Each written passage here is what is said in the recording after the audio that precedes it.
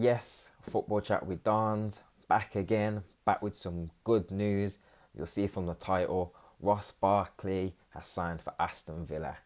Now, yeah, I won't even going to do a video today, but the news of this has just come this morning, and yeah, I'm gassed. Like, yeah, big smile on my face. Like, this is just wicked. I mean, yeah, the rumours probably started a week or two ago now about Villa being interested in Barkley or Loftus Cheek, and yeah, it seemed the Loftus Cheek deal was the more likely one. But I mean, yeah, for me, I was always more wanting the Barkley deal to happen. I think, yeah, both quality players. Obviously, both played for England. But I think probably just I've got a personal connection with Barkley that I just like. Like I like him as a player. Um, but I mean, yeah, Loftus Cheek would have been good also. But today, Barkley's been pictured in the Aston Villa shirt, and it's been confirmed that he's signed for a season-long loan. And yeah, I think that's got to guarantee Villa staying in the Prem. I mean, if you just look at our midfield, what's our midfield now? So you got David Luiz, John McGinn, and Ross Barkley. That's mad.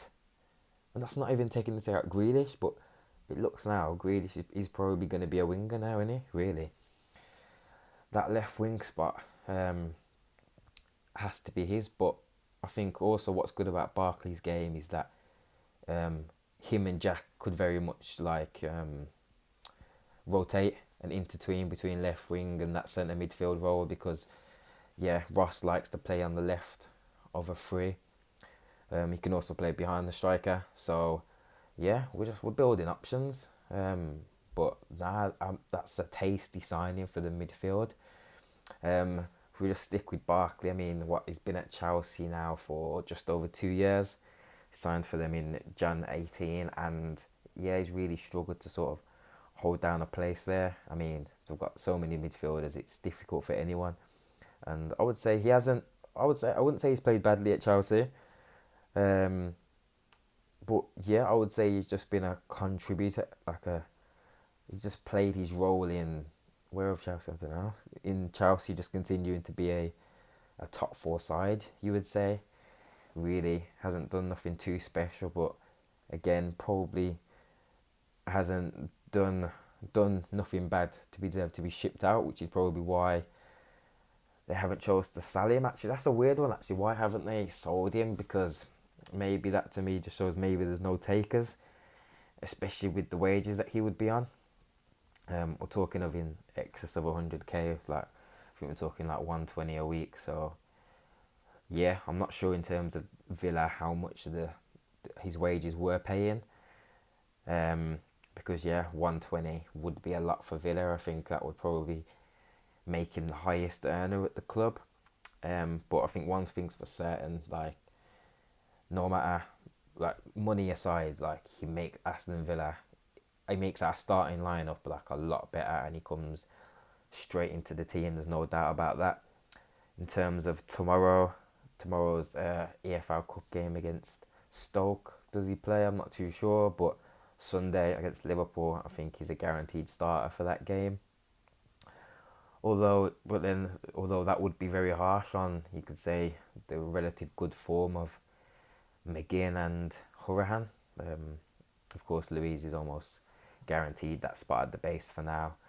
But yeah, so I say that, but then who do you drop? Do you drop Connor? But then it's harsh on him because he's just come off the back of a good game against Fulham. But um, yeah, maybe that's what if Ross can play Thursday, you put him in and he almost like that's not his audition, but obviously if he plays well Thursday, I suppose that gives Smith a bit more leverage to put him in the team on Sunday.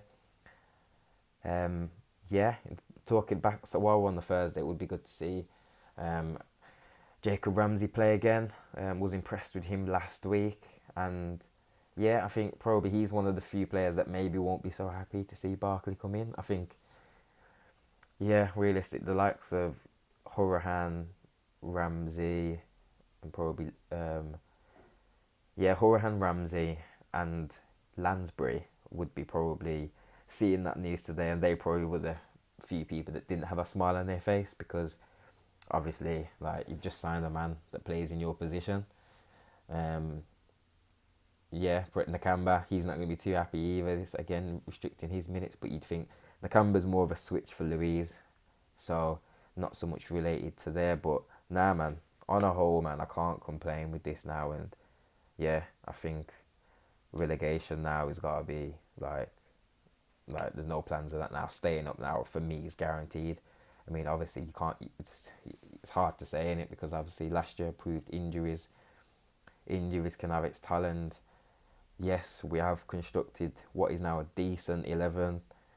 Bit of depth to the squad, a few injuries to key players, and like we're fucked again basically. So no, can't complain. In terms of deals now to see, I do want to see another forward slash winger come in. Um, Centre back maybe. I'm not sure what's going on with Engels. He seems to be injured a lot.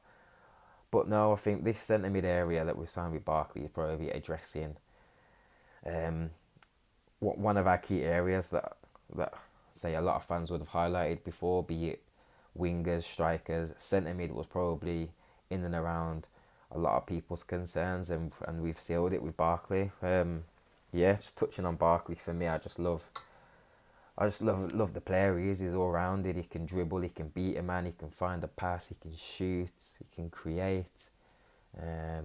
He can work back. I mean, I loved him from when he first broke through at Everton. I think he was only 17, 18, and just I liked. He was very fearless, and yeah, he's another similar player to Jack in that midfield. Like, he wants to carry the ball. Um, he's not blessed with pace, but he's just got that knack of changing speed and using his body to to beat players, dropping shoulders. He's a player that, despite not having the pace that other players have, he's able to manipulate the ball in his body to make you think you can get the ball, but then nope, he's out the other way, and then you can spray a pass, you can have a shot. And yeah, I don't know. I had a weird kind of, not love, but man used to just rate Everton a bit. I don't know why. I had a thing for obviously Barry was there and the Villa connection, but yeah, Barkley when he come through, I've always been a massive fan, and yeah, so it's a shame. Obviously, it hasn't really worked for him at Chelsea, but yeah, all welcome for him to come into Villa. I mean, he's probably thinking it's the what we got. We got the Euros coming next summer. Then you got the World Cup the year after. Yep. So he's probably thinking he has to play, doesn't he? Really, and you obviously seeing Chelsea there, just playing manager mode, signing players here, there, and everywhere. Ross is probably thinking, what's going on here?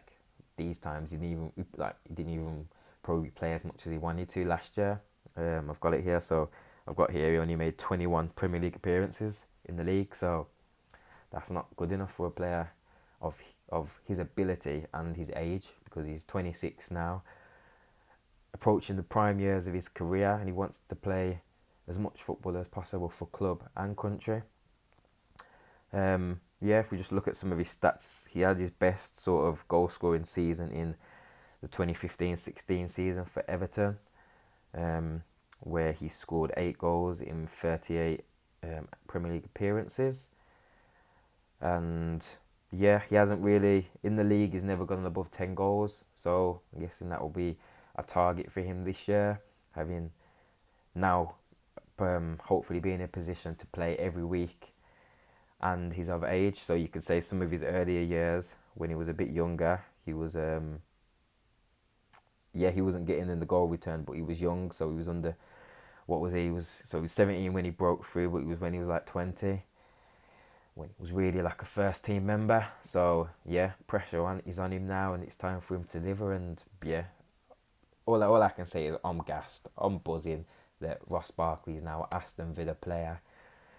Yeah, massive. Yeah, this is big. This is big for me. This means a lot. Can't lie. But look forward to seeing him out there. Hopefully Thursday against Stoke. But if not, we'll see him against Sunday when Villa take on Liverpool.